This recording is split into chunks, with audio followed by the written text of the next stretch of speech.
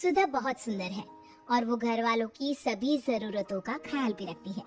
लेकिन उसके अंदर एक ही बात की कमी है कि वो अपने ससुराल में सबकी बातें चोरी छिपी सुनती है और उन बातों को नमक मिर्च लगाकर या कभी कभी आधी बात बताकर सबके सामने रखती है। आइए जानते हैं सुधा की इस आदत से घर का माहौल कैसे बदलता है। मैंने नाश्ता तो तैयार कर दिया है, लेकिन माँ जी और देवर जी स्टडी रूम में बैठे हैं, वहीं उन्हें नाश्ता दे आती हूँ। वैसे दोनों बात क्या कर रहे हैं, जरा बात भी सुन लूंगी। ये सोचकर सुधा अपनी सास कमला और देवर हिमांशु के पास जाती है। स्टडी रूम के बाहर खड़ी हो जाती है और कान लगाकर दोनों की बात सुनने लगती है। माँ, आप इस महीने भैया से घर खर्च के रुपए मत लेना। मगर क्यों बेटा, रोहन ने तुझसे कुछ कहा है क्या? नहीं माँ, भैया ने मुझसे कुछ नहीं कहा। तो फिर तू क्यों ये सब बोल रहा है? क्योंकि इस महीने भैया को काम में बहुत नुकसान हुआ है। क्या रोहन को नुकसान हुआ है? लेकिन उसने मुझे तो कुछ नहीं बताया। अब परेशान हो जाएंगी, शायद यही सोचकर नहीं बताया होगा। चलो अच्छा हुआ जो तूने मुझे बता दिया। ये सारी बात सुधा सुन लेती है और सीधा अपने पति के पास जाती है। रोहन जी, मुझे नहीं पता था कि आप मुझसे बातें छिपाएंगी। क्या हुआ सुधा, क्या बात छुपाई मैंने? जरा मुझे भी तो पता चले। यही कि आपको इस महीने काम में नुकसान हुआ है। हाँ हुआ तो है, अब काम धंधे में थोड़ा बहुत नफा नुकसान तो चलता रहता है। लेकिन तुम्हें यह बात किसने बताई? आपका भाई और आपकी माँ आपस में बैठकर बातें कर रहे थे, तभी मैंने सुन ली। तुमने फिर दूसरों की बातें कान लगाकर सुनी? कितनी बार मना किया है कि किसी की बातें इस तरह से नहीं सुनते। न जाने ये बात तुम्हें कब समझ में आएगी। मैंने जानबूझकर नहीं सुनी। मैं उन्हें नाश्ता देने जा रही थी और वो दोनों जोर जोर से बात कर रहे थे, तो मैं आपके कान बंद कर लेती क्या? और अगर बंद करना भी चाहती तो भी नहीं कर सकती थी, मेरे दोनों हाथों में ट्रे थी। अरे धीरे बोलो, मैं बहरा नहीं हूँ, तुम्हारे पास ही खड़ा हूँ। अच्छा ये बताओ, क्या कह रहे थे माँ और हिमांशु? आपका छोटा भाई हिमांशु, जिसे आप बच्चों की तरह प्यार करते हो, माँ जी से बोल रहा था कि इस बार घर खर्च के लिए रोहन भैया से ज्यादा रुपए लेना। वो मुझसे कह रहे थे कि उन्हें इस महीने बहुत नुकसान हुआ है, लेकिन मैं जानता हूँ उन्हें नुकसान नहीं बल्कि फायदा हुआ है। क्या? उसने ऐसा कहा? अभी उसकी खबर लेता हूँ। रोहन गुस्से में हिमांशु को पुकारता है। हिमांशु, हिमांशु। जी भैया, बुलाया आपने? तूने माँ से ये कहा कि घर खर्च में इस महीने मुझसे ज्यादा रुपए ले जाए, मुझे इस महीने बहुत फायदा हुआ है। नहीं तो भैया, मैंने तो ऐसा कुछ नहीं कहा, आप चाहे तो माँ से पूछ लो। जिससे पूछना था मैंने पूछ लिया। मैं तुम्हें अपने बच्चे की तरह प्यार करता हूँ और तुम माँ से मेरी चुगली कर रहे हो। भैया मेरी बात का विश्वास करिए, मैंने ऐसा कुछ भी नहीं कहा। हिमांशु अपनी बात की सफाई देता रहा, लेकिन रोहन गुस्से में वहाँ से चला गया। इसी तरह एक दिन सुधा की ननद ममता अपनी माँ से बात कर रही होती है और आदत से मजबूर सुधा उनकी बातों को कान लगाकर सुनती है। माँ, इस बार राखी पर मैं दोनों भाइयों से अच्छा और महंगा गिफ्ट लूंगी। क्या गिफ्ट लेगी, मुझे भी बता। मैं रोहन भैया से स्कूटी और हिमांशु भैया से एक सोने की चेन लूंगी। चलो रोहन तो तुम्हें स्कूटी दे देगा, लेकिन हिमांशु सोने की चेन कभी नहीं देगा। माँ, मैं उनसे सोने की चेन लेकर रहूंगी, अब उनकी कंजूसी बिल्कुल नहीं चलेगी। सुधा ये बात सुन लेती है और जैसे ही हिमांशु घर आता है वैसे ही उससे कहती है, देवर जी अब तो कंजूसी छोड़ दीजिए, अब आप बड़े हो गए हैं, कमाने लगे हैं। आपको ऐसा क्यों लगता है कि मैं कंजूस हूँ? अरे भाई, मुझे ऐसा क्यों लगेगा? आपकी प्यारी बहन ही बोल रही थी। क्या ममता ने कहा ये? हाँ, ममता ने कहा। और सिर्फ कंजूस कहती तो बात और थी, न जाने क्या क्या कह रही थी। तौबा तौबा तौबा। वैसे किसी बहन को ना अपने भाई के बारे में इस तरह से बात नहीं करनी चाहिए। बस सुधा की बात सुनते ही हिमांशु का पारा हाई हो गया और वो गुस्से से ममता को आवाज देने लगा।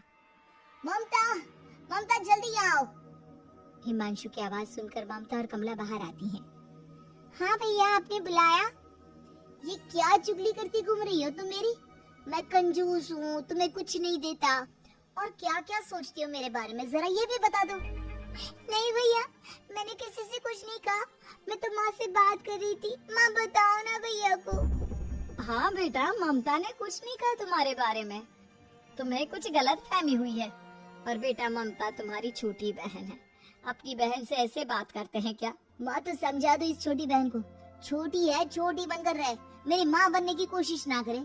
ये बोलकर हिमांशु वहाँ से चला गया। बेचारी ममता वहाँ खड़ी खड़ी रोती रही। एक दिन ममता छत पर अपनी किसी सहेली से बात कर रही थी। मैं तुमसे कल मिलने आऊंगी कॉलेज के पास वाले गार्डन में, अपना ध्यान रखना। अच्छा, तो ये यहाँ आराम से फोन पर बात कर रही हैं। अभी इस महारानी को सबक सिखाती हूँ। सुधा नीचे गई और सबसे कहने लगी, सब लोग खाना खाने आ गए, सुधा ही नहीं आई। मैं तो बुलाने गई थी उसे, लेकिन वो महारानी इतनी रात को छत पर किसी से फोन पर बात कर रही है। किससे बात कर रही है? मुझे क्या पता, लेकिन बातों से तो लग रहा था कि कोई लड़का है। उससे गार्डन में मिलने का वादा भी कर लिया है मोहतरमा ने। वैसे आप सबने ना बहुत बिगाड़ कर रखा है अपनी बहन को। सुधा की बात सुनकर दोनों भाई ममता के पास जाते हैं। ममता, किससे बात कर रही हो तुम? भैया, मैं अपनी सहेली आशा से बात कर रही हूँ। लाओ, हमारी भी बात कराओ। हिमांशु और रोहन ममता का फोन चेक करते हैं तो वो सच में अपनी सहेली आशा से ही बात कर रही थी। सच्चाई जाने के बाद दोनों भाई अपनी बहन के सामने बहुत शर्मिंदा होते हैं। ममता फोन काट कर अपने भाइयों से कहती है, आप दोनों को शर्म नहीं आ रही मुझ पर शक करते हुए? आज से आप दोनों मुझसे कभी बात मत करना। ममता गुस्से में वहाँ से चली जाती है। इसी तरह से सभी घर वाले सुधा की वजह से आपस में बोलना बंद कर देते हैं। इस बात से कमला को बहुत दुख होता है और वो अपने तीनों बच्चों को बुलाकर कहती है, इतनी शांति तो इस घर में पहले कभी नहीं थी जितनी अब है। तुम तीनों पहले की तरह क्यों नहीं रहते? तुम आपस में बात नहीं कर रहे, इस बात से मुझे बहुत दुख हो रहा है। तो माँ, अपने बच्चों को समझाओ ना कि इस तरह चुगली करना छोड़ दे। माँ, आप अपने दोनों बेटों को समझाओ ना कि अपनी बहन पर बेवजह शक करना छोड़ दे। माँ, आप अपने बच्चों को समझाइए। बस बस बस, मैं समझ गई कि क्या कहना चाहता है। देखो, तुम तीनों में से कोई किसी की चुगली नहीं कर रहा। जो कुछ कर रही है सुधा कर रही है। अब जैसा मैं कहती हूँ वैसा तुम करो। अब कमला, रोहन, हिमांशु और ममता चारों मिलकर सुधा को सबक सिखाने में लग गए। पहले सुधा कमला के कमरे की तरफ गई। वहाँ ममता और कमला बात कर रही थी। माँ, आप हिमांशु भैया की शादी कब करेंगी? कर दूंगी, मगर ये बता तू इतना क्यों पूछ रही है? माँ, वो है ना आपकी बहू सुधा, उसके जैसी बहू तो बिल्कुल मत लाना। वो सबकी बातें सुनती है और चुगली करके सबकी लड़ाई लड़वाती है। ममता की बच्ची मेरी बुराई कर रही है, इसे अभी मजा चखाती हूँ। सुधा अपने पति को ये बात बताने जाती है तो देखती है कि रोहन और हिमांशु आपस में बात कर रहे होते हैं। हिमांशु, तुम नया काम शुरू कर रहे हो, इस बात के बारे में सुधा को मत बताना। फिर में यहाँ से वहाँ चुगली करेगी और सबके बीच लड़ाई लड़वाएगी। हाँ भैया, वैसे भी पिछले दिनों घर में कितनी लड़ाई हो चुकी है, वो भी सिर्फ भाभी की वजह से। ये क्या? मैं तो अपने पति से सास और ननद की शिकायत करने आई थी। यहाँ तो मेरा देवर और पति ही मेरे खिलाफ जहर उगल रहा है। कोई बात नहीं, इनको तो मैं बाद में बताऊंगी। अब सुधा के साथ ऐसा ही होने लगा। वो जिसकी भी बात कान लगाकर सुनती या जिसकी भी जासूसी करती, वो सुधा की ही बुराई कर रहा होता। फिर वो अपने पति से शिकायत करने जाती तो उसका पति भी उसी की बुराई करता है। सुधा को समझ में नहीं आ रहा था कि ये बात कही किससे। मैं क्या करूं? इस घर में तो सब मेरी ही बुराई करते हैं। मैं अपने गुस्से का बम किसके ऊपर गिराऊं? इस घर में तो तोपों के सारे मुंह मेरी ही तरफ है। एक काम करती हूँ, मैं आपसे किसी की जासूसी ही नहीं करूंगी। हाँ, यही ठीक रहेगा। अब सुधा ने ऐसा ही किया। वो अपने काम से काम रखने लगी और किसी की भी बात ध्यान से नहीं सुनती थी। हाँ, ये बात अलग है कि ध्यान से नहीं सुनती थी, मगर कान लगाकर सबकी बातें सुनती जरूर थी।